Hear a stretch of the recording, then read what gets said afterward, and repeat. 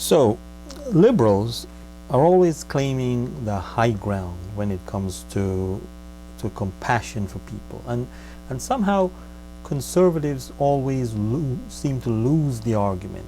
The liberals have always succeeded in painting conservatives as people who are not compassionate to people who are suffering and people who are having a hard time and so on. And actually, when you do examine it, liberals are the ones who are uncompassionate, and this is what I'm going to get into today, because what I want to do is I want to show you really how to go out and make the argument that conservatives and conservative policies are actually compassionate, and liberals and their policies are the ones who are uncompassionate. And you could go down a list of all the issues, okay? Let's take an example where it recently came up, the Syrian refugee crisis. Because conservatives say, well, we have to pause, we have to be careful what we're doing, liberals jump up and down saying, well, we are not compassionate people and we don't care about these people who've been brutalized and who are fleeing terrorism, basically. So we need to really counter that, because we're actually the ones who are compassionate, and the policies that we've advocated have been the compassionate policies that should be pursued. So what I want to do today is really show you how to frame the argument, because I think conservatives have not done a great job over the years of really framing the argument and say, well, look, what we are proposing is actually more compassionate than what you're proposing, liberals. And because actually what liberals propose usually are kind of a fake compassionate policies. It's very short term, very short-sighted, very ill thought out, and they throw it out in the media, and the media carries it for them and gives people the impression that, oh yeah, the liberals, the Democrats, they care more about whatever the situation might be, and it bears itself out in the polls. If you look at polls, generally people say, Democrats have more compassion for people, but it is simply not true when you look at it in terms of the policies that conservatives propose versus liberals. And I'm going to go through a series of issues, and I'm going to show you how conservatives actually have policies that promote compassion much more so than liberal policies. So take, for example, the issue of the Syrian refugees.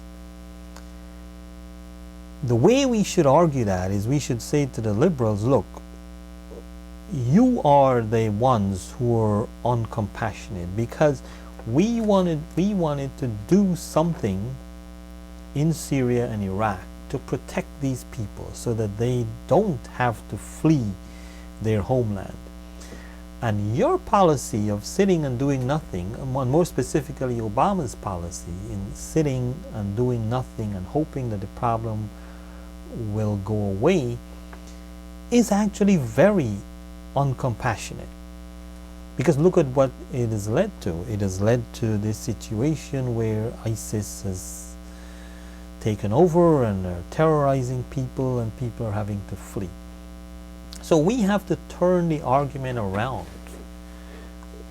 and we have to say to the media, and many of the people in the media, obviously they parrot the talking points from the Democrats.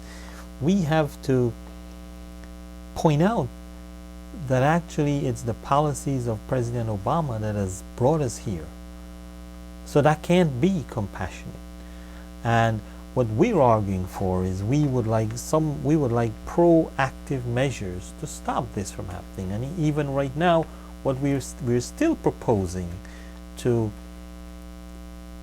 send some amount of troops to take some form of military action that would at least stop ISIS from advancing, and establish safe zones and so on in Syria and Iraq, particularly Syria, so that people don't have to leave their homeland.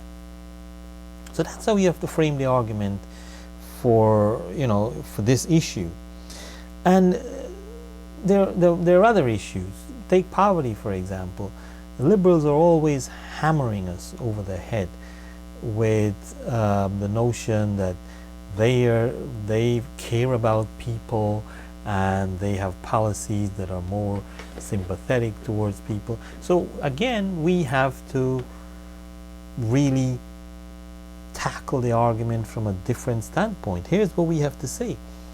We have to say that liberals are the ones who tolerate certain behaviors and who refuse to speak out against certain behaviors and certain policies that actually put these people more into poverty. For example, liberals you don't want to speak out against the disintegration of the family, which is at the center of poverty in the United States.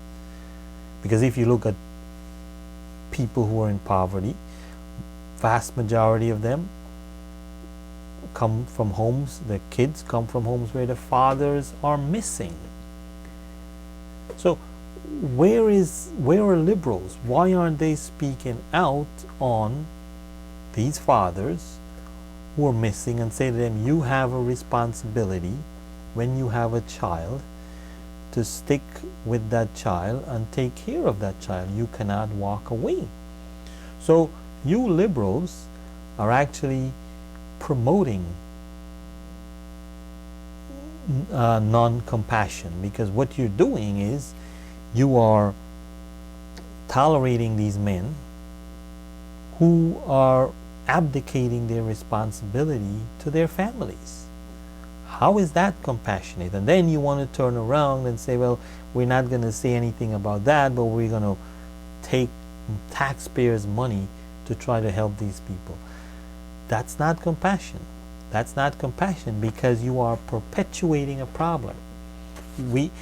A society cannot go on taking money from hardworking people to fund people who are being irresponsible. So when you explain this to people and when you go out in the media, and conservatives are doing a horrible job when they come on television, they're not framing the arguments in the right way to really go at the interviewer. One of the things that conservatives need to do is they need to stop this. You can see how like they have this delight when they're being called on, by CNN or even MSNBC for an interview, and they try to kind of like work with the interviewer. They try to be nice. They try to not be hostile. And it's something I never understood, because conservatives have to understand that these people, these reporters and these interviewers on 99% or 95% of the media are not on their side. They're probably nice to them temporarily to get an interview from them so that they can like put both sides together. And these politicians, Republican politicians, seem to be under this false belief that they were called by CNN or MSNBC or CBS or ABC because the reporter kind of liked them, and then they try to get the reporters and interviewers to kind of like them a bit more so that they can always call on them. Republicans have to give up on that. You have to say to yourself that, look, I don't care whether these people call me back in the future for another interview. I'm going to argue this thing the way I want to argue it, and I don't care if I win the argument. I think Republicans, a lot of times, they're worried about winning the argument because they feel that if they win the argument, the interviewer wouldn't invite them again, and so they go softly. They don't frame the argument in a concise, effective way. If you frame poverty the way I just outlined it, if you frame poverty and compassion in that way, and you consistently do it in the media, and you consistently push back on these interviewers and reporters, eventually you're going to get your message through. Okay?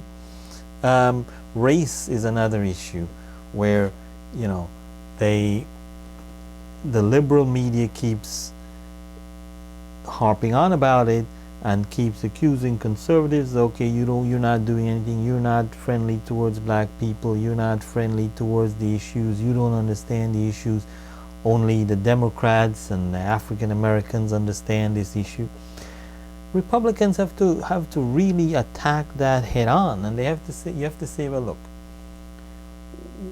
race, whether people are black, whether people are white, whether people are Hispanic, whether people are Asians, whatever they are, there are certain basic principles that always apply, and we have to stop talking about race and poverty as if it's something unique, and if it's something that you have to solve in a particular way. No, you don't. All poverty is the same. Poverty comes about because of ignorance and a lack of knowledge. The people who are in poverty because they need to be more educated, and they need, not in a formal way, but in a general way. Generally, you find that people who are in poverty, they're not aware of what they can do to get out of their situation.